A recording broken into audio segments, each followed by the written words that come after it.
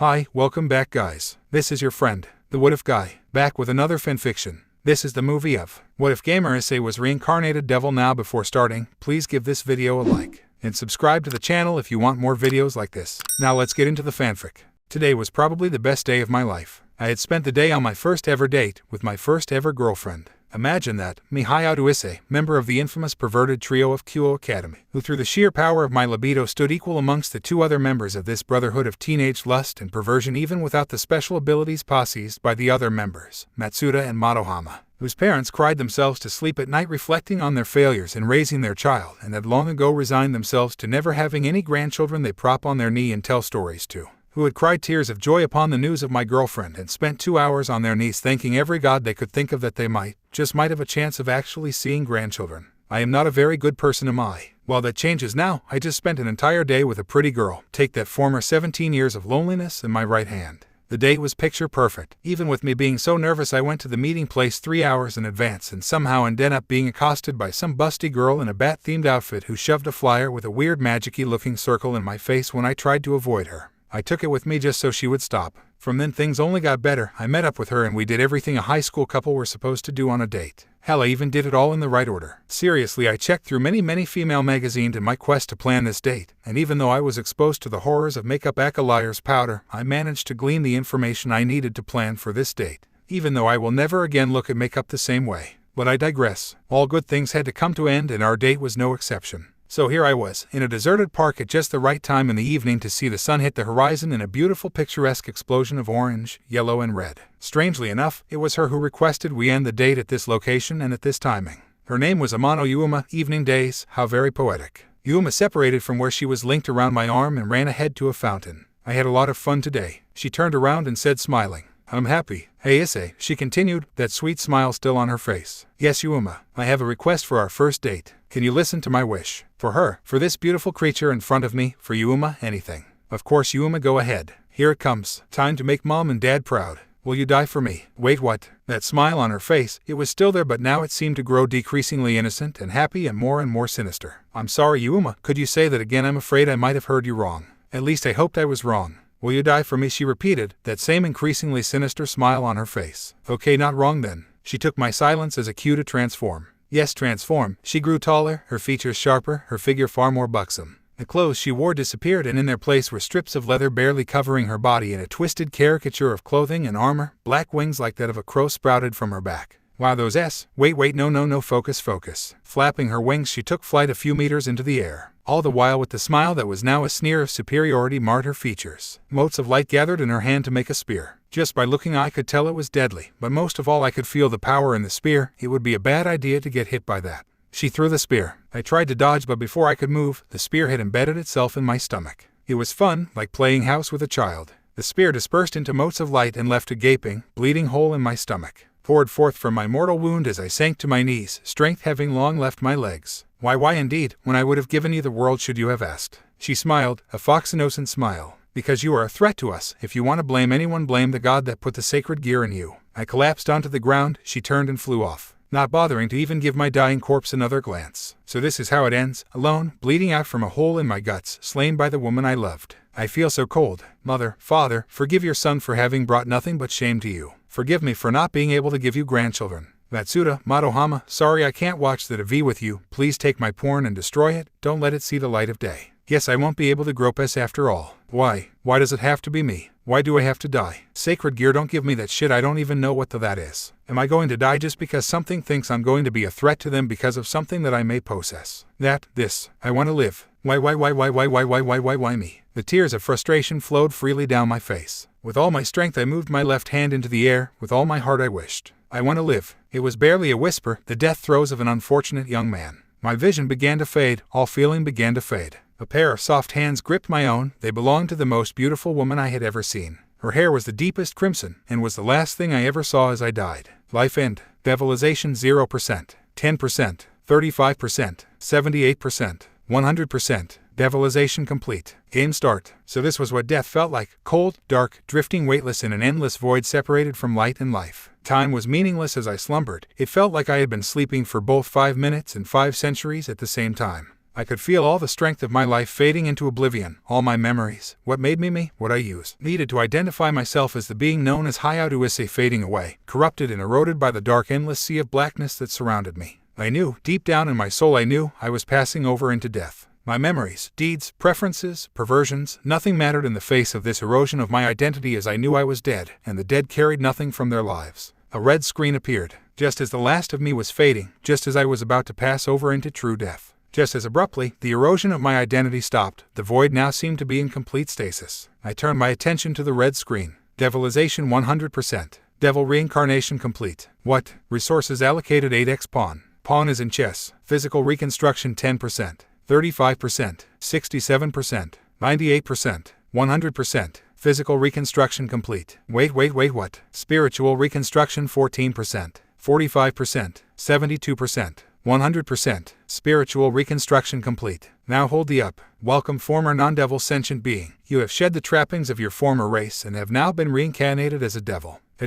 But first, a brief history of the evil peace system used to reincarnate non-devils into devils. Well, it's info, I guess. After the Great War, the race of devilkind had lost many of their forces, and since natural reproduction was incapable of replenishing their numbers, the evil peace system was created to allow for other races to be reincarnated as devils for the purpose of bolstering their numbers. And thus I am now a devil. Unlike other devils, however, you have the pleasure of being the first user of the evil peace's super-secret hidden function, the game-based statistical distribution, personal growth, and vitality regulation interface. Meaning, in short, you will live the rest of your new life as a video game character. I honestly don't know what to make of this. Unlike other devils, your body has been restructured to enable usage of the GBSDP-GVR interface. Your previous body has been scanned and the statistical data has been imported into your new body. Your imported stats are Strength 3, Dexterity 5, Constitution 8, Intelligence 15, Wisdom 2, Spirit 0. While I'm weak, as a reincarnated devil you are stronger than most humans. You were revived with 8 pawn pieces, as such you gain a bonus to your stats for each pawn piece used. However, only 1 pawn piece has been set to active, as such you gain Strength 5, Dexterity 5, Constitution 5, Spirit 2. Would you like to attempt an override of the evil peace settings? Looking at my stats, I'm probably going to need all the boosts I can get. Yes, attempt override. Attempting override 3%, 9%,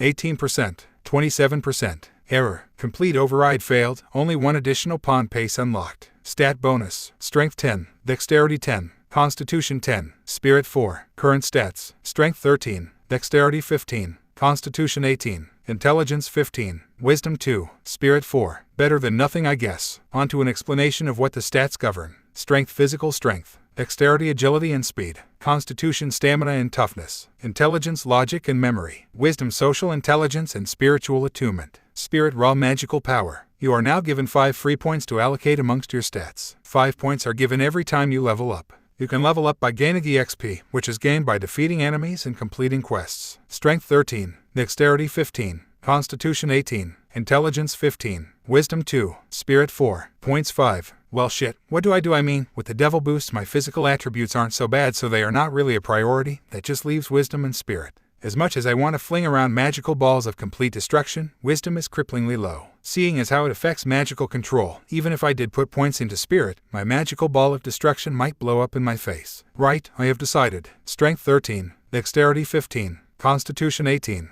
Intelligence 15, Wisdom 6, Spirit 5, Points 0. All points have been allocated. Finalize. Yes, statistical distribution complete. Commencing scan for sacred gears. 10%, 47%, 100%. Sacred gear detected. Wait a moment, sacred gear. Name boosted gear. Location left arm. Type Longinus, dragon. Current form twice critical. Warning, sentient being detected within sacred gear. Seal or establish comm link. I don't see why not. I mean, perhaps it could help me. Establish comm link. Establishing comm link 6%, 48%, 76%, 100%. Comm link established. Alright, nearly done. Lastly, there are several basic voice commands that are necessary for you to learn in order to use the gamer interface. Help brings out the help menu in case you need to review the commands. Inventory calls out your very own personal hammer space, providing you with access to infinite storage space that breaks the laws of physics. Status calls out a window showing your current stats and all your information. Skills calls out a window displaying all your learned skills. This is all very convenient. And we are done. Here is your final status sheet. Name Hyoudou Issei. Level 1.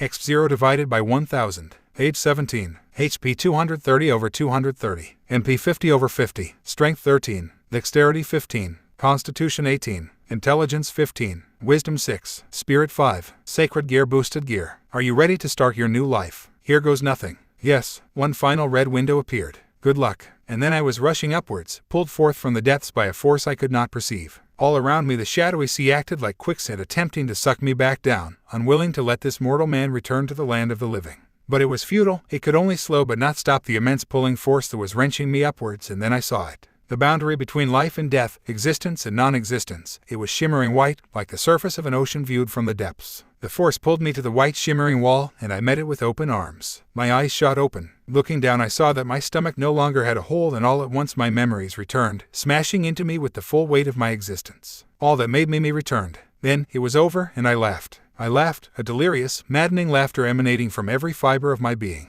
I laughed, even as the tears of pure joy and exhilaration streamed down my face. I laughed. I had seen death and returned to the land of the living, and faced with the full weight of my existence, I could only laugh with joy at the undeniable fact that I exist, that I live once again. And for the first time in 17 years, I felt truly alive. Truly this was the best day of my life and the first day of my new existence. Game on. I noticed that I saw things a lot clearer. I didn't mean that in a mental sense, I meant that in a physical sense. Like even though it was at night and I awoke at a secluded park with very little lighting, I was still able to see as if it was as clear as day, hell better than day. It was like I had highly advanced optics shrunken down and shoved in my eyes. Well, might as well put it to use. I took a look around. I saw that there was no on the floor, nor was there any on my clothes. Which was strange considering I was pushing up daisies with a hole in my stomach. You would think there at the very least be some staining the floor or the nearby fountain, but nope, no stains. Floor just as pristine as secluded public park floors could get.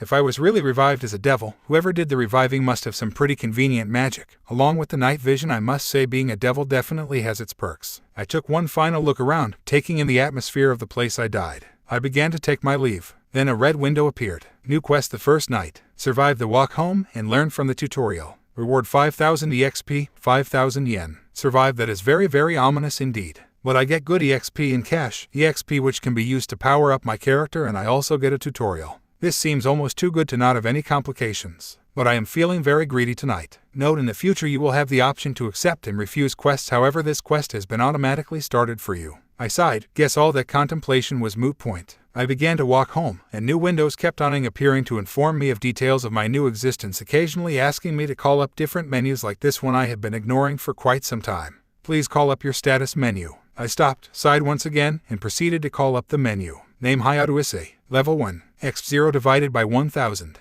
Age 17. HP 230 over 230. MP 50 over 50. MP region 6 MP divided by min. Money 0 yen. Strength 13. Constitution 18. Wisdom 6.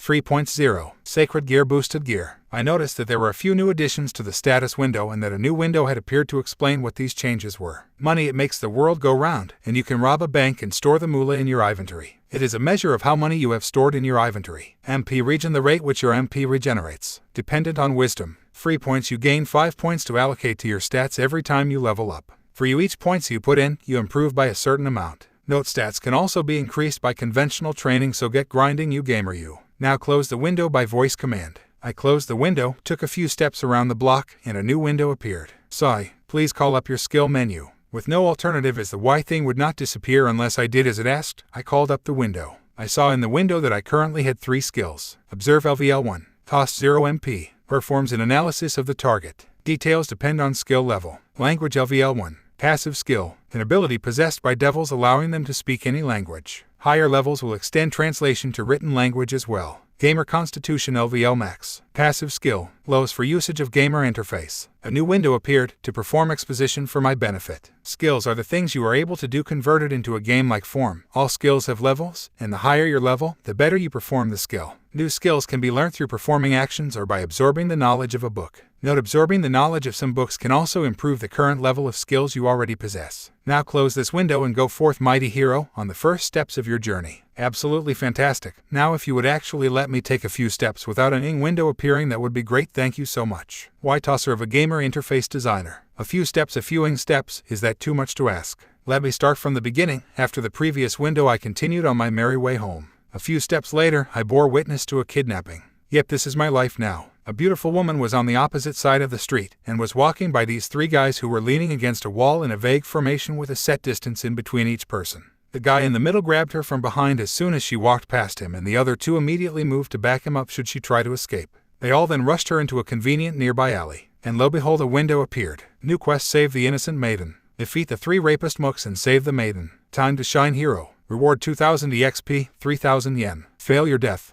On one hand, I could pick no, go home, ignore the cries of help, crawl under and be embraced by the sweet comfort of my bed and live the rest of my life with the shame of knowing I could have done something but I did not. But that EXP though, and I just can't walk away, not after tonight. Yes, quest accepted. As this is a tutorial, you will get hints on how to proceed with the quest. This will not be so once the tutorial is complete. You have 2 options here: go and head on attack them, or sneak and attack them with their pants down. Get it? Pants down. Seeing as how they're going to force feed her their sausages, that is not funny at all. Regardless, I will pick the option that has the least chance of death, meaning the stealth option. I made my way to the mouth of the alley and slowly peeked in. They were in middle of making comments on how hot she was and going through her handbag for her valuables. Looking around, I saw a heavy-looking pipe lying near a rubbish bin and picked it up. Hell, better than nothing. Taking another peek, I saw that they were still preoccupied and as such decided to make my move. I saw that they each had levels, names, but that didn't matter to me. They had to be stopped. Remembering the movies in the video games I played, I crouched down low and made my way to the one on the right, going through the handbag. The others were in the midst of tearing the woman's clothes off. I had to make my move fast. Ignoring the window that informed about some skill or another, I stood up behind the man form and with my new strength, slammed the pipe into the base of his spine.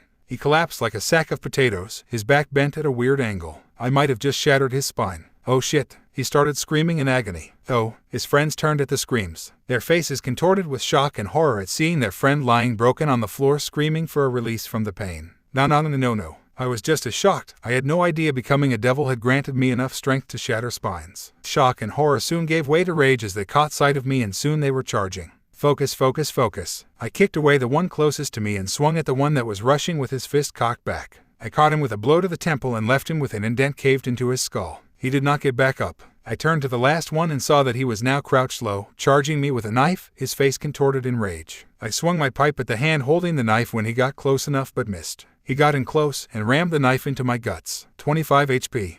I had dropped the pipe in shock when I got stabbed. He wasted no time and rammed the knife again, screaming something about vengeance. 25 HP. I knew I could not take much more, and so I caught his hand by the wrist. My other hand rammed into his solar plexus in an uppercut. He hit the floor, clutching his guts and puking onto the pavement. I could hear sobs coming from him. It's done. Let it go. I looked down, expecting 2 grisly stab wounds in my abdomen, but there was nothing. A red window appeared to perform exposition. When you get injured, the wounds do not show on your physical body but rather are deducted from your HP. Isn't it convenient? Yes, very convenient indeed. Quest complete: save the innocent maiden. Reward 3000 yen, 270 EXP. Note: additional 200 EXP per kill, 300 EXP per stealth kill. Level up, HP and MP refilled, 5 stat points given. Skills gained. Backstab LVL1. Attacking from the back allows for critical damage as well as a chance to instantly kill the victim. Chance increased with higher levels. Current chance 30%. Cost 1 MP. Stealth LVL1. Allows you to sneak. Higher levels have lesser noise produced and faster moving speed. Passive skill. Physical endurance LVL2. Reduces the amount of damage you take from physical attacks. Current reduction 6%. Passive skill. Melee weapon mastery LVL1. Affects how well you use melee weapons. Damage plus 10%. Attack speed plus 10%. Passive skill. Well, I can level up when I get home.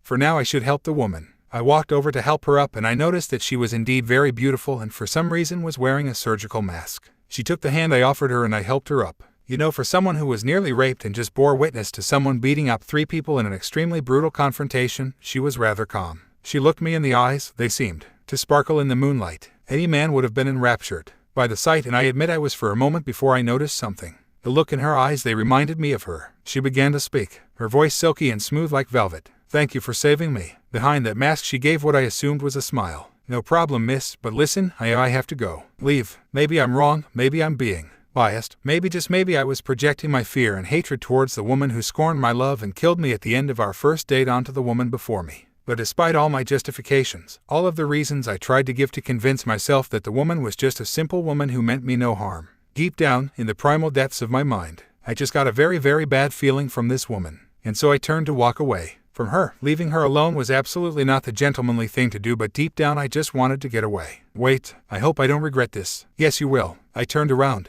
Yes. Do you think I am beautiful? What a strange thing to ask. RUNAWAY. Yes, I do think you're beautiful. RUN. She ripped her mask off, showing the large slit across her cheeks, wide open and filled impossibly sharp teeth. A manic, predatory glint in her eyes. How about now? Oh dear God, that mouth. Ouch, 5 HP. I took a step back and turned around to run, but somehow she was right in front of me. Bad boy. The large shears in her hands shot forth and sliced into my cheeks. I fell onto my ass, my eyes still on the horrible creature in front of me. 30 HP. New quest: defeat the Kuchisei-kana. Reward: increased reputation with Yaokai faction, 2000 EXP, 10 yen. Failure: death. You cannot refuse this quest. Oh, why? The monster spoke. Why aren't you like me? The monster charged, her shears flashing bright with the reflected moonlight. Aimed to take my life. I fell beside the pipe from earlier. I picked it up and forced it in between the two blades of the shears. Hitting the fulcrum of the shears, I pushed her away, but not before she squeezed down on her shears and cut the pipe in two. I took this time to get to my feet, still clutching a portion of the pipe that now had a sharp, pointy end. Now how am I going to this? She charged forward, almost too quick for me to see but still too quick for me to dodge, and plunged the blades of her shears into my abdomen. She continued charging, however, and rammed me into a wall. 150 HP. She pulled the blades out. I collapsed onto the floor. She smiled. That horrid slit that was her mouth moved in a mockery of one. Now die. She aimed her shears. What the? No. The shears shot forth, but I was faster. I grabbed her hands, holding them in place, preventing them from plunging into my flesh. My grip was iron. I stood up, looking the shocked creature in the eye the entire time. I pried the shears from her loosening grip, twirled it around, and plunged one of the blades into her right eye. She recoiled from me, hands working to pull the shears from her eye. How? Strongest position. How my mind went to when I was dying. My final act, my left hand in the air before she took hold of it. My posture went straight, my head held high, my left arm in front of me, my palm open, facing my foe. Boosted gear. I clenched my fist. Fire, green fire wreathed my arm. Power flowed from the depths of my soul into my left arm. The fire died out, leaving a thick, red, dragon-themed vambrace in its place. The vambrace left my fingers uncovered, and in the middle was a green jewel. It seemed to sparkle with life, with pure power. Boost. Power flowed into me, and I wasted no time. I rushed forward. My hand slammed into her solar plexus, and she doubled over. I grabbed the shears, ripped them out of her eye, and rammed them through the base of her neck, finishing her with my finger thrusting into her other undamaged eye at an upward angle, effectively lobotomizing her. She fell defeated, dead. I did it. I killed her. I won. I was alive. Plus 500 EXP. Level up, HP and MP refilled, 5 stat points given. Quest complete: defeat the Kuchisei-kana. Reward: increased reputation with Yaokai faction, 2000 EXP, 10 yen. Gain new skills. Unarmed mastery LVL1. Affects how well you fight without a weapon. Damage plus 10%. Attack speed plus 15%. Passive skill. Boosted gear affinity LVL1. Affects the power and form of the boosted gear. Each boost doubles all of your stats. Current form twice critical. Max no. Of boosts 1. MP cost per boost 10. Physical endurance LVL increases by 2 levels. Why is the vambrace talking? You can hear me. Well, there goes the privacy of my internal monologue. Like this. Is there any way I can take of the vambra? Holy shit, it's disappearing. The vambrace dispersed into motes of green light.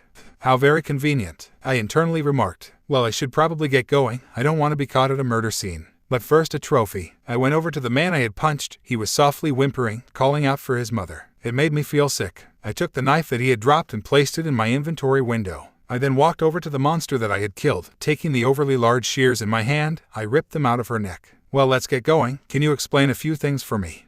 And a long story it was indeed. His name is Deidraig the Welsh Dragon, one of the 2 heavenly dragons, and he had been sealed into a sacred gear after being killed by a coalition of the 3 factions of angels, fallen angels and devils. After a fight between him and the other heavenly dragon barged into their battlefield. Sacred gears were artifacts of great power created by the God of the Bible, gifted unto humans and only humans, so that they could perform miracles. Some sacred gears were powerful enough to affect supernatural creatures. Oh, and I was now a devil, but I sort of knew that already, so yeah. Well, that was all of the information, in summary at least. I'm sure there were some details of my new existence that I missed. My best bet for more information, according to Deidraig at least, was to seek out whoever it was that resurrected me. My current information on said mysterious benefactor: female, crimson hair, beautiful. What great info I have. This makes it so easy. Fortunately, I made it home in one piece. No raving lunatics, no insane cutthroat mutant women, no randomly popping quest windows. Just peace, quiet, and exposition given by a badass dragon. Awesome. My parents didn't wait up. I guess they were completely willing to turn a blind eye should I have skipped school the next day and stumbled back home at 2 p.m. reeking of sweat and alcohol. Mom and Dad, I smiled with mirth. I know, Deidraig, I know. Not wanting to wake them, I quietly made my way up the stairs and into my room. I stripped down to my boxers. I was just so damn tired, I didn't want to bother taking a bath. I prepared to climb into bed, but yet again another window appeared. Sleeping. With your gamer body, you no longer require sleep under normal circumstances. However, activating your sacred gear has drained you spiritually, and thus it is highly recommended that you sleep tonight. Sleeping will restore your HP and MP to full. Wait, hold up. If I no longer need to sleep, I have at the very least 8 extra hours compared to everyone else to do things. And since my stats can increase through conventional training, oh yeah, it's grinding time. Well, maybe not tonight, but next time. That reminds me, I leveled up twice when I came home, thus completing the tutorial. I should use my stats. I called up the status menu. Name Hyoudou Issei. Level 5. Exp 3200 5000th. Age 17. HP 680 over 680. MP 150 over 150. MP region 6 MP divided by min. Money 18 yen. Strength 13. Dexterity 15. Constitution 18. Intelligence 15. Wisdom 6. Spirit 5. Free points 20. Sacred gear boosted gear. I refrain from putting points into my physical stats as I can just get them from grinding, but I have no way to grow my spirit, and how do you even train wisdom? I'll put 5 points in spirit and 4 points into wisdom, bringing them up to 10. Name Hyoudou Issei. Level 5. Exp 3200 5000th. Age 17. HP 590 over 590. MP 300 over 300. MP region 10 MP divided by min. Money 18 yen. Strength 13. Dexterity 15. Constitution 18. Intelligence 15. Wisdom 10. Spirit 10. Free points 11. Sacred gear boosted gear. I will leave the other points in reserve just in case I need that sudden boost while the new wisdom was working already. Yeah, apparently it's some super secret hidden function. Alright D-Drag, fine. I climbed into bed, my head hit the pillow, and soon the grasp of sleep took me. Wake up, if you don't wake up I'm going to kiss you. I slammed my palm down on the alarm clock and sat up on my bed. You have slept. HP and MP completely refilled. Note, you no longer suffer the effects of drowsiness just after waking up. Now you will always be fresh and ready to go, you irritating morning person you. But drowsily going back to sleep right after slamming down on your ringing alarm clock is one of the best feelings you could ever experience. Son of a, I'm not even tired now. How the hell am I supposed to lazily crawl back under the bed and slumber for a few more fleeting moments before my mother comes up, drags me out of bed and put me in a Boston crab hole until all the pain shakes the drowsiness away from my mind? There goes one of life's simple pleasures. Well, except for the Boston crab, that would just be plain masochism. Pain is not pleasure. Eyes wake up. That was my mother calling me from downstairs. I took a look at the clock. I'm making good time. I'm up, Mom. Well, might as well get ready for school and the questions of how my date went. Well, good morning to you, D-Drag. Breakfast was a rather standard affair this morning in the Hyoudou household. Quite frankly, it was too standard. There was no subtle prodding for answers from my mother, nor were there any less than subtle questions from my father. Seeing as how they both knew that I had my first ever date yesterday with my just first ever girlfriend, you would think they would at the very least be slightly curious as to how it went. Considering it was a rare spark of hope for a grandchild that they spent 1 hour thanking every major and minor deity of the Japanese pantheon for, before moving on to thanking many foreign gods and the multitude of ancestors that the Hyoudou line could bother to remember. It was weird. Yes, might as well. While they turned to look at me, my mother from the kitchen, my father from the other end of the table. They both looked tired, and my father looked especially cross to have his attention taken away from his morning paper. Well, here goes nothing. Aren't you guys going to ask me about the date? Crash, too. My mother stared at me in shock, dropping the plate in her hand on the floor. My father did a spit take with his coffee all over his newspaper. It took a while for them to regain speech faculties, and when they did, WHATTTTTT. They were really loud. My mother was at my father's side immediately, somehow traveling from kitchen to table in a split second. And so began the verbal bombardment. When was your date? Who did you date? How did it go? How far did you get with her? Are we going to get grandchildren? The bombardment went on and on and on. Apparently they forgot that if you actually want answers from someone you're currently interrogating, you actually have to stop talking to let your victim answer you. Then they stopped, just as abruptly as they began, and grasped each other's hands and looked deep into each other's eyes. Odosen, Akusen. Wow, such passion, the look of absolute joy and hope on their faces, this oppressive, suffocating atmosphere. I guess they don't know I could have sworn that I told them about my date. They were still looking at each other with such passion. I should probably leave for school. Nodding my head in silent assent, I quietly slipped out of my chair, grabbed my bag, crouched down, made my way to the doorway to quietly put on my shoes, and snuck out of the house. Stealth skill has leveled up. My escape complete, I started on the way to the school I currently attended, Kyoto Academy. It was a private school, just recently made a co-ed from an all-girls school. It still had a far greater majority of girls compared to guys. Around a 73 ratio for my year actually. I chose the school for a few reasons. It was reasonably close to home, it had good qualifications, and the many girls that made up the majority of the student body were smoking hot. Yes, I admit it. I, Hyoudou Issei, alongside many of my fellow brothers in arms, had enrolled into Kyo Academy with express intention of making the members of the female student body into members of our harems. Of course, like most of my brothers in arms, I failed spectacularly in my endeavor. I blamed the pretty boys, of course, the ones that the girls practically threw themselves at. I hated them. They received all that attention from the girls, and yet never did they take advantage of all that attention. They still acted, pretended like they were the consummate gentlemen, like they didn't have their own lusts and perversions, like they did not desire the attention, like they were above us, especially that blonde bastard. But now, in death, resurrection, retrospect, and an additional 8 points of wisdom, perhaps I was wrong. Sure, having exceptionally good looks was a leg up compared to everyone else, but honestly, if all the good-looking guys were to, in full view of the female student populace, pore over every detail of the models in lewd magazines, loudly picking apart and critiquing every part of her body as if she was a work of art, piece of meat, argue in class over the separate virtues of flat chests and big S, get into another loud debate over S versus butts, and then loudly threaten to rape you, in my mind, when the girls expressed their fear and disgust, the girls would still hate them, even with their good looks. Now, my looks were pretty average as guys go, and my friends and I were guilty of all the above. Along with peeping on the girls while they were changing, yep, we peeped on the kendo club the most. Thinking about it now, that may be the reason why my constitution was so high. Both running away when we got caught and getting hit by their shinai when we failed must have contributed to it. But that is beside the point. The point is, perhaps the pretty boys weren't to blame.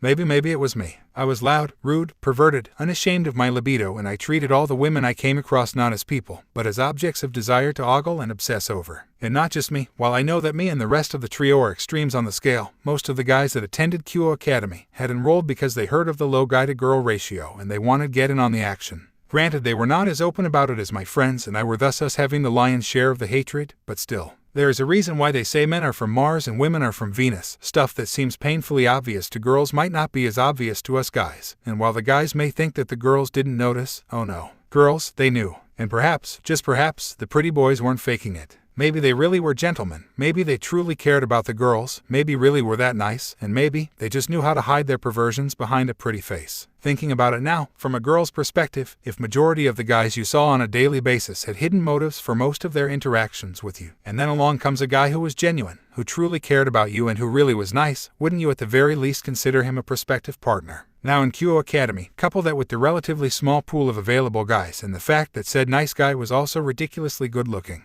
Is it really such a stretch that the girls would do all they could to snag such a catch for themselves? They are only human after all. They would want what was best. Oh dear God, ouch, I just discovered why Hyoudou is popular. 5 HP. For uncovering one of the mysteries of life, you gain +1 to intelligence. With the I can do that, contemplate stuff and get free intelligence. Is this considered grinding for intelligence? Just, you know what, sigh. Knowing all of this, I know I should probably change, but I can't. I can't change my raging libido and perversions, but maybe at the very least I could have a bit of discretion regarding my hobbies. I am an unrepentant pervert, yes I admit it, but do I really need to rub that fact in the face of everyone I meet, to shout it out from the rooftops? For making a good, wise, tough decision, you gain +1 to wisdom. Oh come on, now you're just mocking me. Wait, what?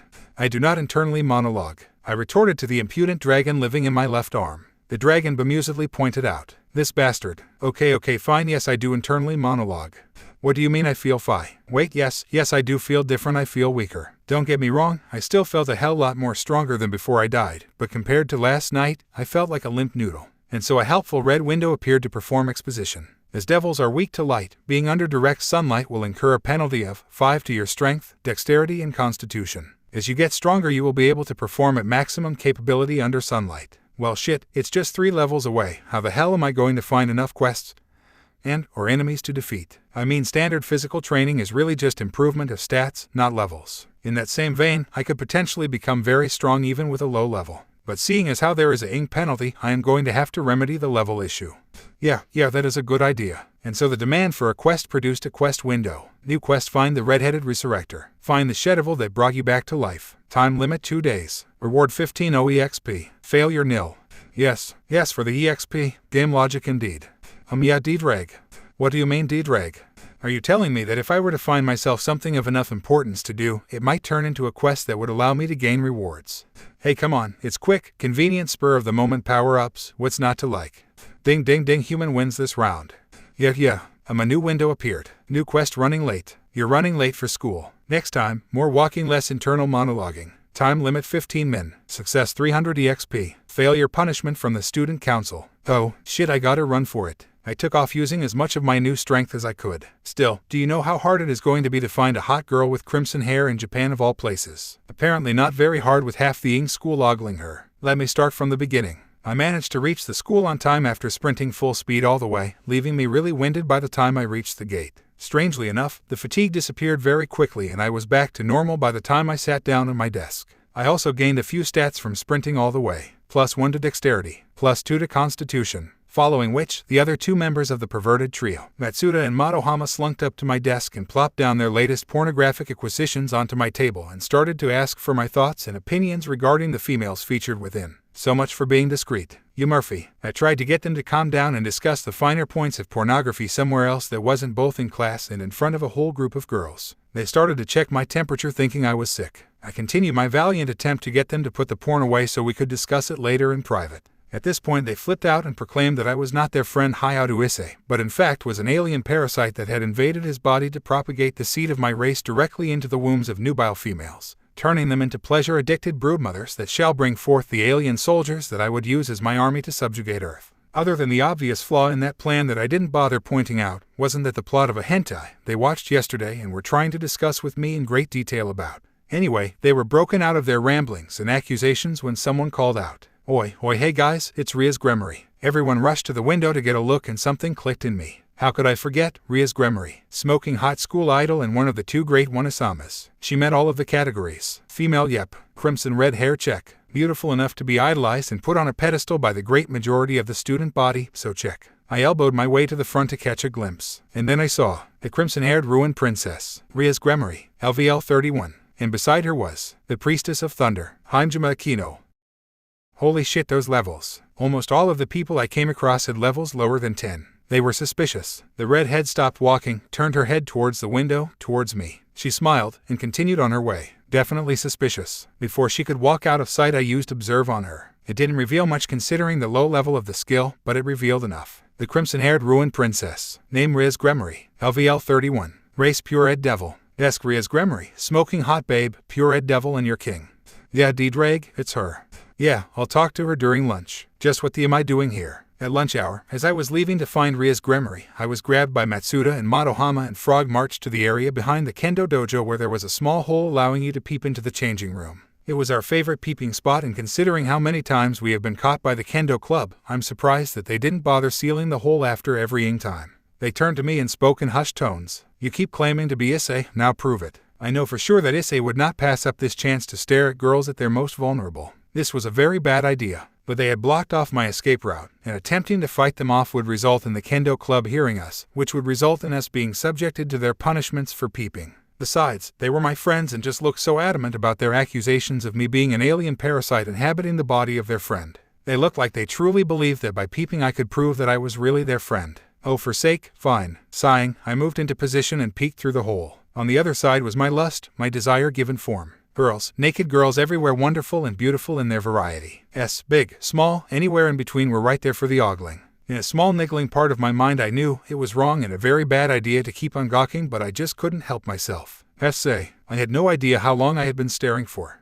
But that didn't matter, for right in front of me were Oppai. I was brought back to earth by a blow to the head. 10 HP. Oh, with the man. The perpetrator, Matsuda, had a momentary look of shock and fear before shushing me. But it was too late. From the other side I could hear them. It's them, the perverted trio. Let's get them. Oh, they rushed out in record time, quickly surrounding us. One of their leaders spoke. Their sins have gone unpunished for too long. The other leader also added in her 2 cents. Let their sins be cleansed. Through crotch violence. New quest caught by the kendoists. You've been a naughty boy, you peeping Tomyu. Either have the entire kendo club admit defeat or escape and hide for at least 30 minutes. Should they find you, the timer will be reset. Reward 3,000 EXP, 5,000 yen. Failure gratuitous crotch violence visited upon your crotch, arrested by law enforcement. Bonus defeat Murayama for extra 1,000 EXP, defeat Kades for extra 1,000 EXP. Note: rendering them incapable of fighting by either knocking them out or disarming them is sufficient to count as them admitting defeat. Using lethal force will fail the quest and attract law enforcement attention. Also, falling to 10 HP and below will automatically fail the quest. Oh me, they charged and I started to move. I ran my way through the weakest link of their encirclement, plowing into her with the full weight of my momentum. We collapsed in a sprawl of limbs, but I managed to land on top. I wrenched the shinai out of her hands and jumped off her, weapon in hand ready to face the others who were still staring in shock at the fact that I actually bothered fighting back rather than just running away. Plus 100 EXP. I noticed that was exactly what Matsuda and Motohama were doing actually, now that I had the full attention of the Kendo Club. Fairweather S. I took the time to analyze the opposition. There were a total of 14 people left on the other side. Most were around level 4 with the two leaders Murayama and Kades at levels 7 and 8 respectively. So I was outnumbered, suffering a penalty from the sunlight and unable to use my sacred gears that would most likely lead to me crushing their spines with my doubled already superhuman strength. In short, I was in deep shit. Think. Right, I have to maneuver so that I can use their numerical superiority against them. As much as they hated me, they really only had so much space with which they could attack me. I estimate that as long as I could keep myself from being surrounded by my attackers, at most only 3 or 4 could attack me at a time. I have to move and position myself so that those 3 or 4 would end up getting in each other's way, allowing me to use my superior strength to disarm or incapacitate the 1 or 2 who could engage me. But first I have to take the initiative. The strategy above was for the long term. I took a glance at my recently acquired shinai. I admit I was no swordsman, and should I try to compete with these girls in a contest of pure swordsmanship, I would most likely lose. Granted, I had a melee mastery skill that allowed me to better use weapons, but honestly, it wasn't enough. All I could do was swing it about better, faster, more efficiently, but compared to girls who have had training in the proper technique in using a sword, who knew all the little tricks and techniques involved with the wielding of a blade, I would get my ass kicked. But there was a way I could turn that to my favor. In a fight, people reacted the way they were trained to. If I attacked them in a way that was unfamiliar, they would probably not be able to react appropriately. I had a plan. Not a very well thought out one, but a plan nonetheless. For coming up with a solution under the stress of combat, you gain +2 to intelligence. I ignored the window, took the initiative once again and charged towards the one closest to me. I charged, one hand on the handle of the shinai, the other on the blade, and locked blades with her. Not giving her time to recover, I used my superior strength to force her shinai to the side, following which I used one of my hands to quickly pull the shinai out of her hands, then kicked her in the abdomen, sending her sprawled onto the ground. Plus 100 EXP. I now had a shinai in each hand and someone was charging from the right with their shinai held high, aiming for a heavy blow downwards. Reacting on instinct, I hit her shinai away as it came down in an attempt to hit my head and slammed my other shinai down on her wrist, causing her to drop the shinai. Plus 100 EXP. New skills gained. Dual wielding LVL1, a skill that allows you to use 2 weapons at once. Damage plus 5%, attack speed plus 20%. Note the bonuses of this skill are retroactive with bonuses granted by other weapon masteries. Also, dual wielding also works with your bare hands. You've got 2 of them, don't you, Ayus? I was still moving, by the way. Time had not stopped to allow me to contemplate the skill. They were still after me like rabid dogs out for. Dogs, ease, I was rewarded with a blow to the shoulder for that bad joke. 10 HP. Well, anyways, I was still maneuvering, making it so that only a few could attack, dodging when possible, parrying and batting away blows when I could, and taking hits when all else failed. I was now on the defensive, waiting for someone to break away from the crowd and be vulnerable. 150 HP. The 2 shinai in my hands now felt a hell lot more comfortable, like I had become more familiar with them somehow. I noticed that yes, my speed in wielding the weapons had increased, but not because I had gotten faster per se, but rather because my movements had become far more efficient. Less wasted movements meant faster parries and attacks. Dual wielding has leveled up. Melee weapon mastery has leveled up. My opportunity came when the crowd had momentarily backed off and the 2 leaders of the group, Murayama and Kades, charged at me together. They were both much stronger than the average Kendo Club member. I had to take them out quickly. I rushed towards them, meeting them head on. I rushed forward and smashed downwards with both shinai, pushing past Murayama's guard with one shinai and smacking her head with the other. Kades did not waste time, however, landed a heavy blow on my back. Plus 200 EXP. The momentum of my strike along with the force of her blow floored me. 50 HP. Physical endurance has leveled up. I dropped the shinai in shock of my sudden acquaintance with the ground. I felt another blow land on the back of my head and knew I had to move. 30 HP. I rolled on the floor, dodging the blows that rained down, and quickly got back up on my feet. I wasted no time and rushed her. She raised her shinai for a strike. I closed in, took the hit, grabbed the hem of her kendo uniform and pulled her in, headbutting her. 30 HP. I pulled the shinai out of her hands while she was still disorientated and sent it colliding into her torso, sending her to the floor. Plus 250 EXP. I looked back towards the 10 who were understandably far more reluctant to engage, and they were whispering amongst themselves, trying to egg themselves on. Oi, why are we just standing about? But he took down the captain. We can't fight him. I can't have that happen. I'm already so exhausted taking on 1/3 of their forces. How the hell am I going to defeat all of them? Wait, do I have to defeat them? I checked the quest window again and smiled. It was for them to admit defeat, not just defeat. But how? I am an asshole for even thinking about doing this. I began by getting their attention. Hey, all of you, I said in the best creepy, arrogant voice I could manage. They turned to look at me. I gave them a smile. Once I am done fighting all of you, I am going to have a lot of fun stripping you all naked and in you silly. Channeling all of the pervert I could muster, my smile turned into a twisted, perverted leer. My eyes narrowed, wandering over their voluptuous figures barely concealed by their hastily thrown-on kendo uniforms. My gaze promising violation upon violation should they even dare to challenge me. The faces of the girls paled. They looked at their fallen comrades, then at me. Back to their comrades and then back at me. My leer only grew more sinister and I started to lick my lips. I am going to enjoy the taste of your flesh. At that, they ran, screaming, abandoning their comrades to their doom. Hino.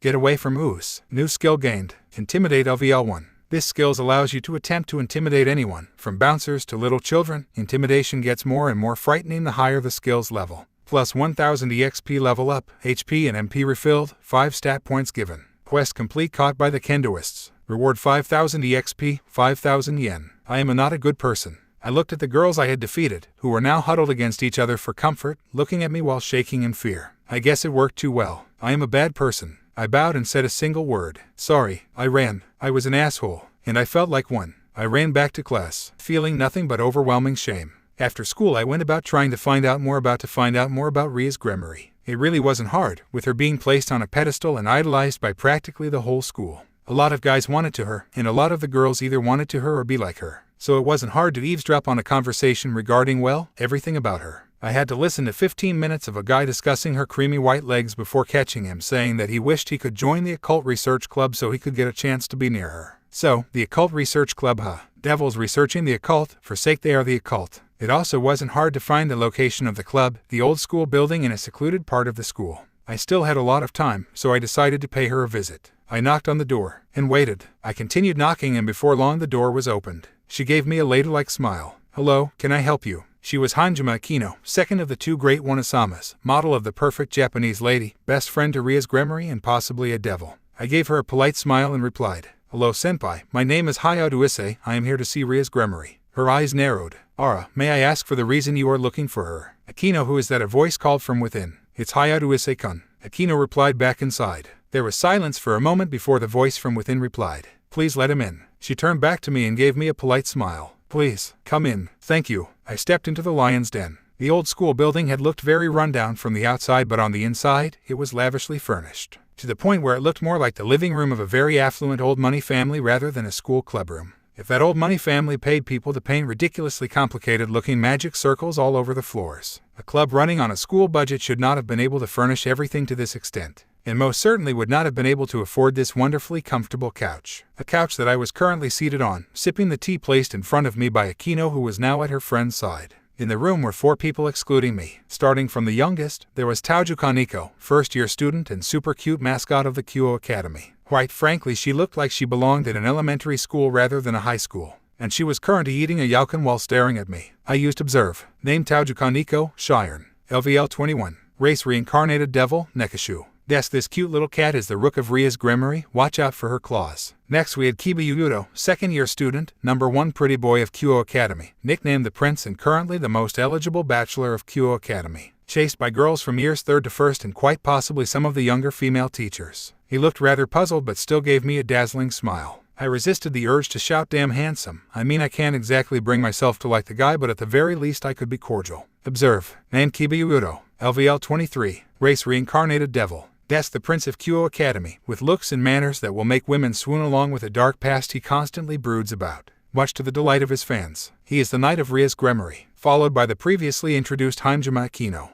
Observe. The Priestess of Thunder. Name Hanjima Akino. LVL 27. Race Reincarnated Devil, Fallen Angel. That's this young lady is definitely not a lady. Not at all. Also, she is the Queen of Ria's grimoire. How very ominous. The skill Observe has leveled up. And last but not least, Ria's grimoire, the most desired girl on campus and possibly my resurrector. This group of people in front of me I will now dub the Crimson-Haired Beauty and her motley crew of devils. I noticed that 4 were looking at me with undisguised curiosity and puzzlement. I decided to break the ice. So this is some very well-brewed tea. The girl in question who made the tea smiled lightly and nodded her head, though she still looked a bit unsure. The redhead was the one who finally chose to speak. Hyoudou-kun, why were there red screens randomly appearing in front of you? She looked as if that question undermined her sanity. I, on the other hand, did a spit take with a mouthful of tea. Ara.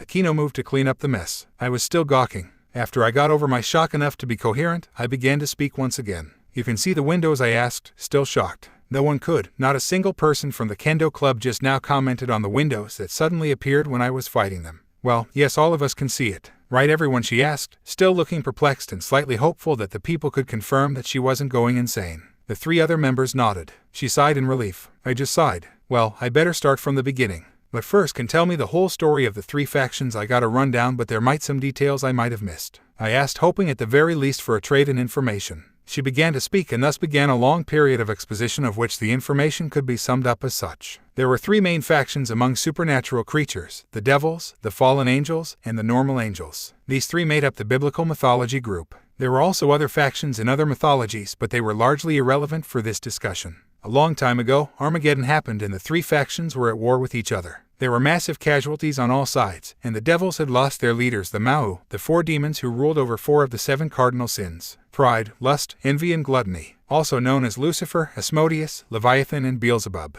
As all sides had lost immeasurable numbers, they had agreed to an uneasy ceasefire. Having lost a great many of their numbers, the devils looked for a way to replenish them. The evil pieces were the solution. The evil pieces were designed as a set of chess pieces, and every high-class devil received a set. The evil pieces could be used to revive or reincarnate other races into devils. Thus each high-class devil could potentially have 15 elite soldiers. This was known as a peerage or dukedom. The leader of a peerage was known as the king, and Ria's Gremory was the king of a peerage. A peerage that I and everyone else in this room was a part of. That therefore made her my king and master, and everyone else in the room my peer. Did you understand all of that? I nodded my head. So, I guess I work for you now, Gremory-senpai. Ara, Hyoudou-kun, but you is a very kind master, you know. I suppose that was Akino's attempt at making me feel more comfortable with my new position. I waved her off. You don't need to do that, Hanjime-senpai. I'm grateful to Gremory-senpai for the second chance at life, and if I have to repay her by my servitude, then I will be happy to do so. Anyone would be, if they remembered exactly what death was like. Rias looked genuinely relieved at that. I am glad that you are taking to your new life very well. I had originally planned to leave you alone for a few days, so that you get used to being a devil on your own. I remembered last night. Yeah, that probably wasn't the best idea, to be honest.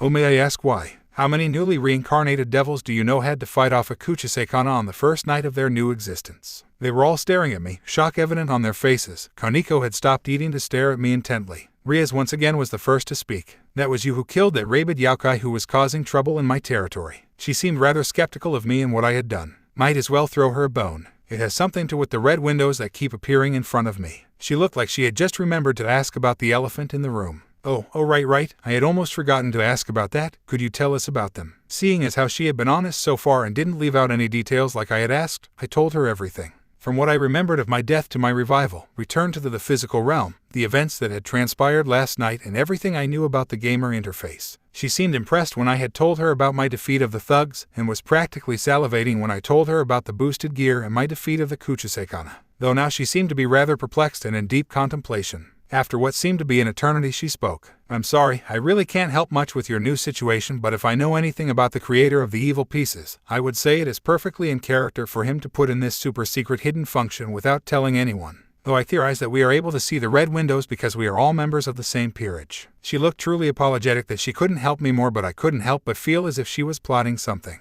Akino, yes, but you. She turned and whispered something to her friend, attendee, and soon said girl was off. She came back a few moments later with a dusty black book. Rias turned back to me, her face growing increasingly crafty and scheming. You said that you could absorb the knowledge in a book. Do you mind giving us a demonstration? I could tell that she was testing me, but honestly, I was kind of curious myself. I hadn't had the chance to find a book with absorbable knowledge, and this was as good an opportunity as any, so I didn't refuse. I agreed to her test, and Akino handed me the book. A red window appeared when the book was in my hands. Skill book, ye old blacky magics. Absorb the knowledge contained within and destroy the book. I turned to Rias, who was staring at the red window, and asked, Hey, Gremory-senpai, if I were to absorb the knowledge of the book, I would destroy it. Is that fine with you? She turned to face me and replied slightly impatiently, It's fine, it was just gathering dust anyways. Well, okay then. I clicked yes. Instantly the knowledge of the book flooded into me. The power contained within became my own. The circle was the base of everything. If there was no circle, there was no spell. Everything that was supposed to happen in the spell was written within the circle, all the interconnected lines that formed a pattern. The cuneiforms, the runes, the little tiny squiggles and seemingly inconsequential places, the separate sub-circles that could be placed within the main circle. All of these things formed an equation that once was empowered by your magical power, could temporarily rewrite the very laws of reality. It was an extremely efficient method, designed to use the quite frankly meager amounts of magic power contained in most humans that had enough to even use magic at all, to maximum effect. From the knowledge gained from the book, I knew that what I just did should not be possible. All aspiring magicians, even the most talented, had to train for years. They had to use meditation to build a respectable base of magic power. Had to do hours upon hours of high-level mathematics to train their minds to perform the calculations required for spells. Had to train using visualization to gain the ability to hold an extremely complex image in their head. Had to train to superimpose that image in the real world and pour just the right amount of magic power into the spell to power the equation. Too much and the results would be unpleasant. Too little and the spell would fizzle out and die. All this knowledge and skill that would have taken others years to attain, I had gained in 5 seconds flat. I was cheating but I didn't care. I could use magic and it was awesome. New skills gained. Spellcraft LVL1. This skill represents your knowledge of and prowess with the system of spell casting created by Merlin Ambrosius. Allows for the casting of spells that have been either learnt or created by you. The spells that you can cast will be determined by your intelligence as it requires calculation of the magical formulae. More complex spells means more complex calculations, therefore, greater intelligence. Also, bonuses will be applied automatically as per the skill level.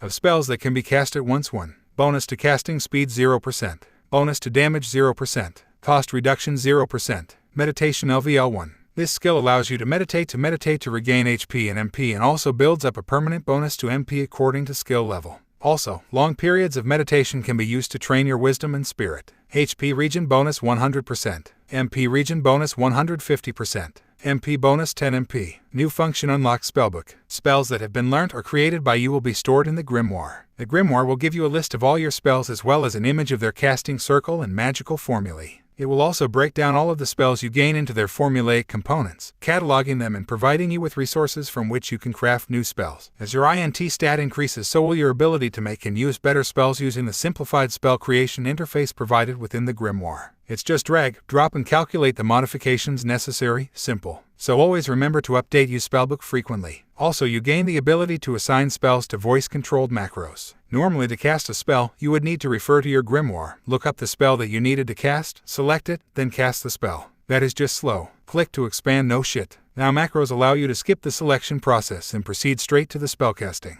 There are 10 designated macro slots, M1 to M10. To use a macro, assign a spell to it and when you need to cast the spell, just call out the macro slot. New spells learnt. Small magic bullet. Curse of illness. Curse of weariness. Hex of misfortune. Hex of misdirection. Summon familiar. Bind familiar. Basic defensive barrier. Click to expand. This is very interesting. Indeed, Aquino, very interesting indeed. Somehow, the two were now on either side of me. They were trying to read every window that had appeared to inform me of my new acquisitions of power. They pressed in closer to me to get a better view of the windows. Their S were squishing against my arms. This size, this shape, this softness, from both sides, wow. Oplay, Hiba looked apologetic at their behavior. Kaneko was still eating, having long moved on to a new snack food but took the time to pause, look at me in the eye and deliver her Tsukomi. Hentai, HRK, the word struck straight into my heart. Critical damage sustained. Beware her claws, my arse. Beware the barbed wire wrapped Tsukomi arrow that fires straight from her mouth and into your heart, more like. The two finally noticed what kind of effect they were having on my poor adolescent body and shared a giggle. My Hyoudou is so perverted. Aquino teased. Hyoudou, your nose is bleeding.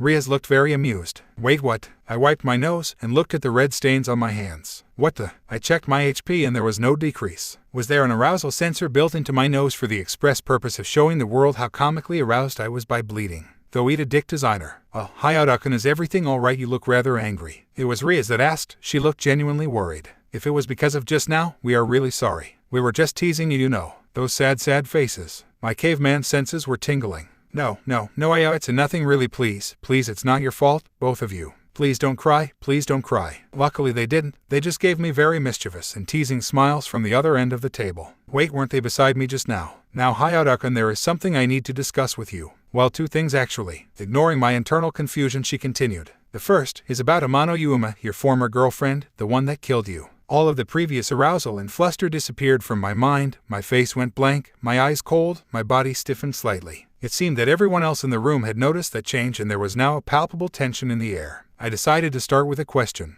I see, is there something you would like to tell me about her? Ria spoke up, taking responsibility for the atmosphere that she had caused. She is not human, but I guess that you could probably already tell that from the fact that she grew wings and killed you with a spear of light. Yes, I could. Now will you tell me something I don't know? Aquino narrowed her eyes and was prepared to admonish me, but Riaz waved her off, deciding to take the rude tone in stride. She is a fallen angel, one of the enemies of our race. She probably killed you because of your sacred gear, feeling it to be a threat. that killed me because of a weapon planted in my soul, a weapon that, should I have awakened it, would never be turned against her, the woman I loved, a weapon that, should she have asked, I would have gladly turned against her enemies. Calm down. She seemed surprised that I had such strong feelings regarding being stabbed in the gut by a fallen angel because of my sacred gear. She started to explain herself. Let her speak. I just wanted to warn you about her. Now that you are a devil, she has a much greater reason to kill you, since you are now enemies on the opposite side of a three-way war. Also, even though she has fallen from grace, she still retains the ability to use the power of light which we devils are weak to. I see, so Riaz is just worried about me, huh? I may have been out of line just now. Yes, you were. And what about my parents? Why can't they remember her? The fallen angels had tried to remove any trace of their presence. To do so, they must have erased your parents' memories. I see, I should apologize to her. I am sorry. I see, it seems that I owe you an apology for my rudeness. This is a very difficult topic for me. Do you mind if we change it? Like, what was the other thing you wanted to talk to me about? Change the topic, please. She gave me a patient smile. It's all right, Hyoudou. The other thing is about what happened this afternoon during lunch period. The issue with the kendo club. Oh, damn it. You saw all of it then. Yes, you really caused a lot of trouble for us, you know. They were so traumatized we needed to erase their memories. Aura, I had no idea you were so villainous, Hyoudou. Wow, that bad. Hentai-senpai. Ouch, Kaneko, ouch. I had to give most of them hugs before we could actually hypnotize them. Tiba added in. Once again I resisted the urge to shout, damn you handsome. As a member of this peerage, I will do my best to keep you out of trouble. While I am pleased that you know how to handle yourself, there will be punishments should things like this continue to happen. So please, don't do something like that again. Riaz finished primly. Beside her, Akino giggled. I involuntarily shuddered at her giggle. Scary. Now then, Hyoudou is the newest member of my peerage. You will join the Occult Research Club starting today. The Occult Research Club, isn't it rather ironic for the occult to research the occult? Her smile was slightly patronizing.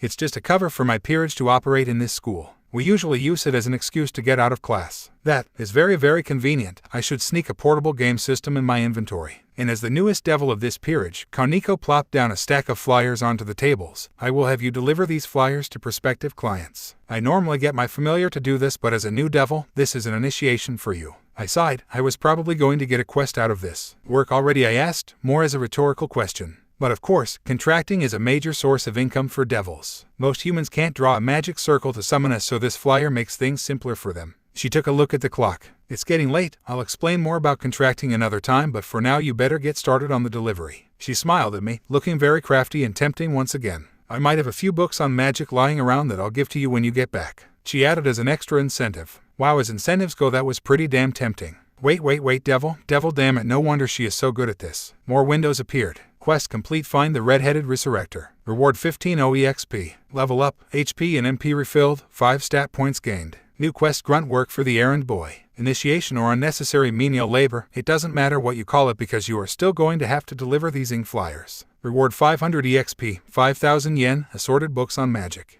Riaz looked at the windows then at me. I decided to answer her silent question. They're quest windows. They tell me about the quest that had been created when you asked me to deliver flyers. I see, what is the quest called? She still looked very unsure about the whole situation, and my guess was that question was just a shot in the dark, an attempt to gain more knowledge on the gamer interface. Grunt work for the errand boy. Yep, I bet she was expecting something normal like flyer delivery or first job as a devil. Oh no, she hadn't experienced the naming sense of the designer yet.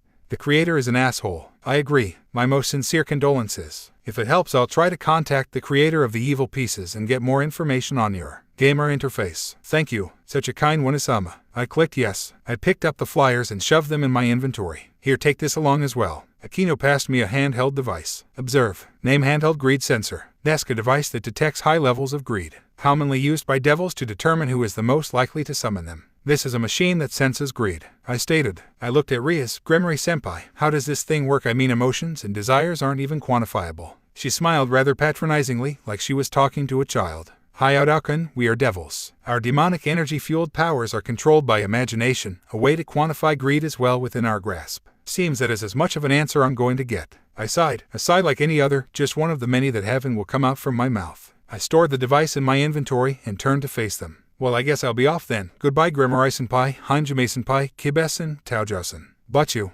Call me Butchu. You are a member of this club after all. Also, feel free to call Hyoudou and Kaneko however you want. I see. Well then, feel free to call me Eyes, then it's a name for friends. She smiled at that. Okay then, Ice-kun, come back soon. Right, bye Butchu. I left the clubroom, macroed a few spells just in case, and set off to be the devil's errand boy. Stats. Name Hyoudou Issei. Level 7. X 757,000th. Age 17. HP 762 over 762. MP 360 over 360. MP region 10 MP divided by min. Money 23.0 yen. Strength 13. Dexterity 16. Constitution 20. Intelligence 18. Wisdom 11. Spirit 10. Free points 21. Sacred gear boosted gear. Dora Dora Dora Dora Dora do. Sprinting over to the point on the minimap, I found the house with the potential summoner and forcefully jammed the flyer into the mailbox. It was the last one I had, thankfully, because that was starting to get annoying. Upon leaving the school I gained a minimap, and that from the greed detection device, which had been integrated into the system the moment I gained possession of it. Somehow, and by that, I meant an alarm that oh so kindly alerted me to the presence of a possible recipient of a summoning flyer, which was graphically represented as a dot on my minimap. So yes, it was completely unnecessary. I did appreciate the Kami no Mi reference. It sounded exactly like the Lose Soul alarm from the series, for a while, but there's so much I could take before amusement turns into boredom, and boredom into annoyance. I tried to removing it when I got close or just use it normally. At least that way the alarm wouldn't ring so loudly in my head. Tried being the key word. It didn't work. It still kept beeping when I got within a 100 meters radius of a dot. It beeped, and it continued beeping. Thing is, in a Japanese residential district the dots were never over a 100 meters apart. After 125th house in a row, my annoyance turned to desperation and I cried for it to stop. I begged for mercy and reprieve, but it showed none. It took away my second most precious thing, my peace and quiet. In the end I had no choice. I ran. From house to house I ran, through alleys, rooftops, and backyards I sprinted, jumped and vaulted. Many were the points in dex and con just so that I could get that thing to stop beeping for one damn second. Plus 9 dex, plus 5 con. Sigh, I think all that self-locomotion through urban terrain gave me a Parker skill. I had received a whole pile of flyers and there were still dots on the minimap, dots that I will avoid at all cost. Thinking about it now, if contracts are a primary source of income for devils, and QO is chock full of people who might be greedy enough to summon devils, it would make a lot of sense for a devil to make this their territory. I mean, it would be profitable. There had to be at least 300 flyers in that pile that little Kaneko plopped down onto the table. How she managed to carry it all boggles me. Using a sample size of 100 people, I estimate around 10 people actually bothering to try out the summoning. Most would just think the flyer was rubbish and throw it away. Assuming that we answer the summoning, and do whatever the hell it is that we do and get paid, we would earn a decent amount, and probably get summoned again. While I am not sure of the frequency with which we are summoned, nor am I sure of the prices that we charge, if Ria's Gramarye can afford half of the things in that clubroom, they probably earn enough. I begun on my way back to the clubroom. I was pretty far from the academy. Was the town always this large? I couldn't remember it from all the mad rush I was in to get that alarm to stop. I didn't even know we had that many people. Still, might as well play with the spell menu while I walk. I called it up and headed straight for the creation function. A window opened. In the middle was a circle. I understood it in mathematical terms to be the parentheses that would dictate the order pair of an equation. It dictated what and when it would happen when I poured in my magic power. Off to the sides there were other details. On the left was a list of spells that I already knew. On the right were components. When I received the spells from the spellbook, they were broken down, and all the components were neatly categorized and ready for my usage by pulling them into the circle. Of course, while I could just drag and drop them willy-nilly and let the components automatically connect with each other, the spell would be utter shit. If I fucked up enough, I theoretically could make a spell that would fire a single tiny noodle of magic at the cost of my entire MP bar. The components weren't the only thing that mattered. Where the components were placed, how each individual squiggle interacted with another, how smaller circles were connected to a bigger circle, and how everything was connected to each other. I mean, looking at a visual representation of a spell that I already knew helpfully provided for me by the spell creation interface, the small magic bullet, I understood. There was a definite structure to the equation of the spell. Everything was laid out in a proper sequence, each individual component working together in harmony to cause an effect on the world. I understood that what would happen was this: a bullet would be formed from ambient mana that had been drawn and combined with my own mana. Said bullet would be propelled forward at a sufficient velocity using my mana converted into kinetic force. Just from this alone there were many ways to modify the spell. I could make it so that the spell would form the bullet completely from ambient mana, reducing the MP cost but increasing the casting time. I could make it so multiple bullets would be formed. I could make it so that the bullet would be propelled at a higher velocity. I could make the bullets homing, but sadly I don't have the required spellcrafting resources, do I? For now I might as well try out some ideas I had for spells. Navigating to the correct resources and carefully integrating the components in, I modified the small magic bullet to load an Curse of Illness into the formed bullet as well as up the velocity of the bullet a notch. Would you like to override the spell or create a new one? Hell no, create a new one.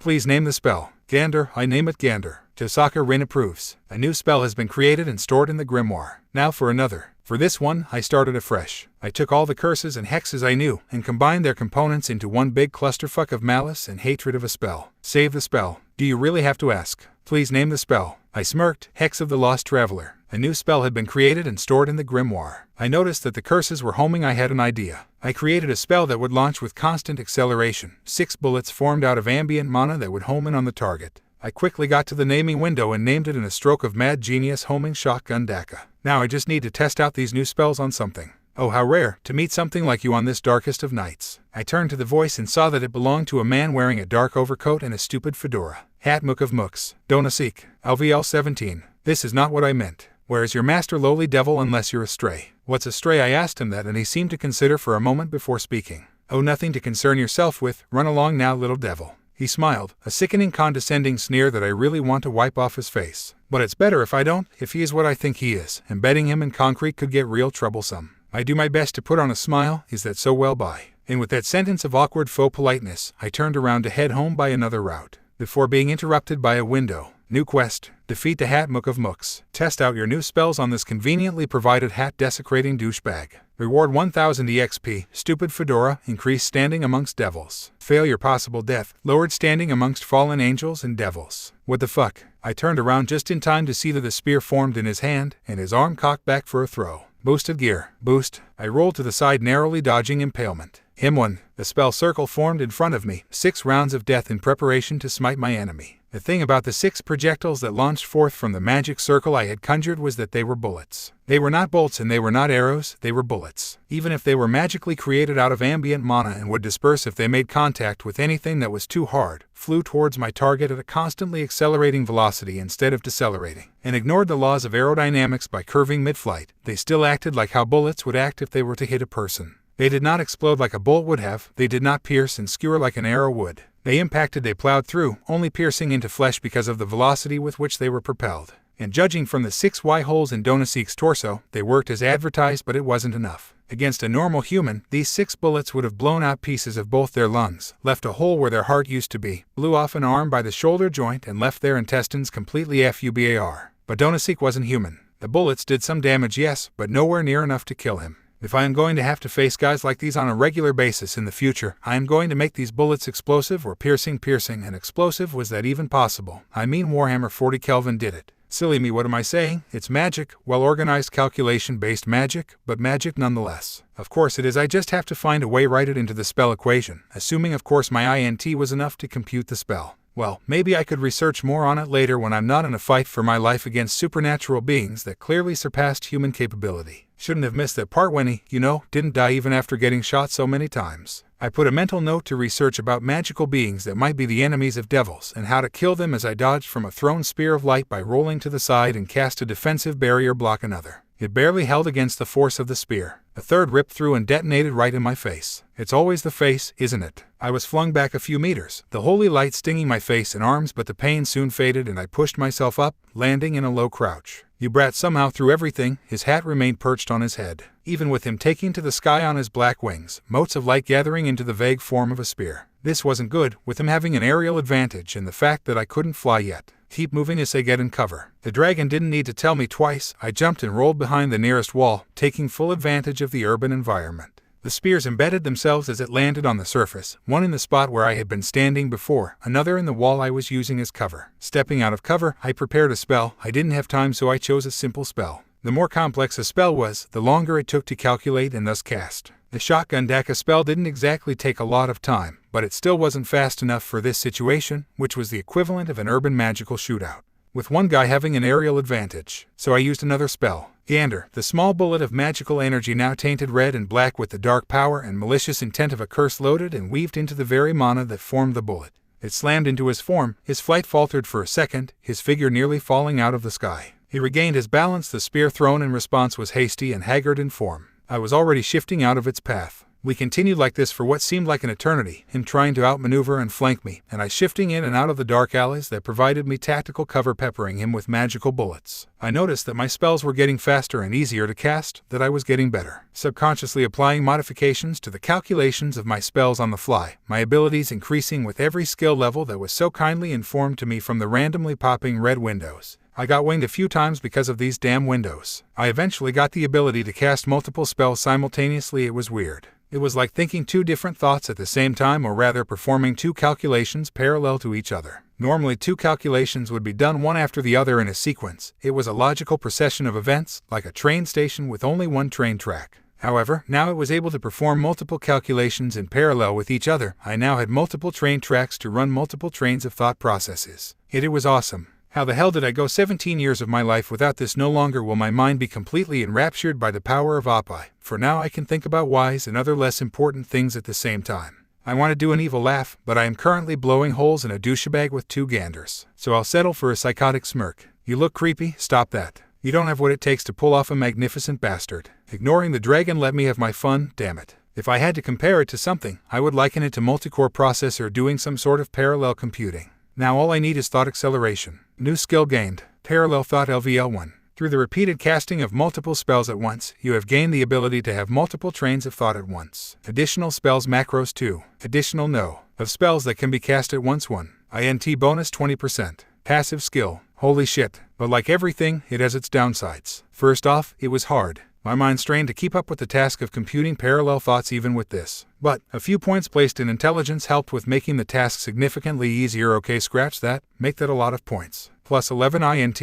Though the spells I am using are quite simple. I bet I am still going to have some trouble with more complex spells cast simultaneously unless I up my INT stat even more. I am going to have to start grinding soon. Well, at least this bastard won't last much longer. After observing him a few times, all the illness curses are taking their toll on him, even with his resistance to mortal ailments. And I think that even he knew that. He was getting desperate, taking more risks in an attempt to expose and flank me. It worked a few times, causing pieces of my flesh to get carved out by light spears. Luckily, the gamer's body kept me from lasting, debilitating wounds. But I learned from that, and I peppered his body with bullets when he left himself open. Donasik was not a gamer. He could bleed. He could have debilitating injuries. He did not have HP, and he was currently beset by the equivalent of status effects. If this kept up, he was going to die, and he knew it. But so did I. I dodged him ever more fervently, which was not a difficult task as injured as he was. With spells I continued to shower him. My fingers were now miming pistols. It was purely mental, helping me draw a bead on Donasik. But it helped, and why are my hands glowing? New skill gained. Finger banged LVL1 swag.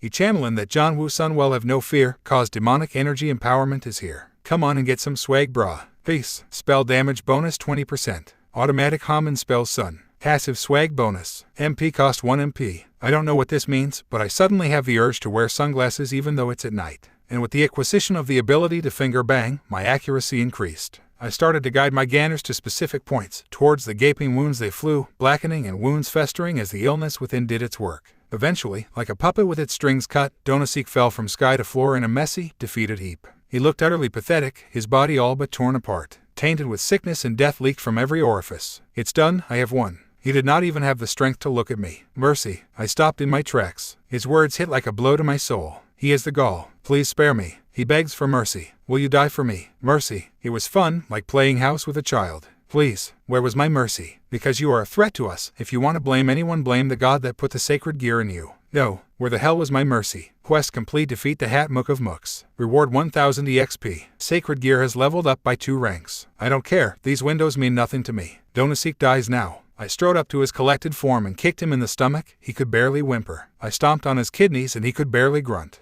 I stamped my foot on his upper back and he could barely gasp. I crushed the bones of his hands underneath my feet and he could barely scream. I grabbed the battered pinions of his wings and I could feel him stiffen. I smiled. I hated these black wings. No, RGGHH. He cut himself off with a scream that sent shivers down my spine as I ripped the 2 torn appendages out of their joints. I dropped the wings. Donasik fell silent, his body convulsing from the pain, his mind either completely broken or unconscious. Whatever the case, I will finish the job. I conjured a spell. The Hex of the Lost Traveler was powerful indeed, but it was still currently too slow for the situation that I was in. But now, the massive ball of coalesced hatred and malice gathered in front of a conjured circle. His death was certain. Donasik, a new voice cut in. And so did a light spear that I blocked with a defensive barrier, while I shot forth a 3rd spell at the interloper as the hex finished casting and slammed into the prone form of Donasik. It blew him into pieces that were rotten and festering with illness and hatred, the wounds seeping a mixture of black ichor and pus. The interloper, she, now that I had a better look, stared in horror at the rotting pieces of the man, the comrade she tried to save. 6 bullets I sent flying in her direction broke out of her stupor. She dodged by taking to the air on wings of ebony. How dare you, devil, to strike one of our comrades? Her face was contorted in outrage. Anger bled off her lithe, sensual body. Another one. I don't have enough MP for this shit. I'll have to try and drive her into close-range combat. Perhaps I should clip her wings to prevent her from kiting my spells. Stop right there, and there goes all of my planning. I turned to see Riaz behind me, her hands crossed underneath her bust, her hair and school skirt billowing from the magic circle she used to teleport here. She looked, well, depending on your worldview, a spoiled smug princess who liked to think was sure of herself, or a regal empress who just was. I honestly don't know myself. Her features contorted into shock, her eyes widened in alarm, her face went pale. She tried to reach me, but a sharp pain went through my stomach first. Gah! The spear of light dissipated and left a hole in my stomach. I bled. 0 divided by 812 HP. Evil peace interface shutting down. I collapsed to my knees. All my strength was leaving me. Is this how I'm going to die? Out of the corner of my eye I could see Riaz shooting black and red beams of energy at the female fallen angel, the fury of an empress wronged bleeding into her attacks. But that doesn't matter to me anymore. It feels so cold. All faded to black once again.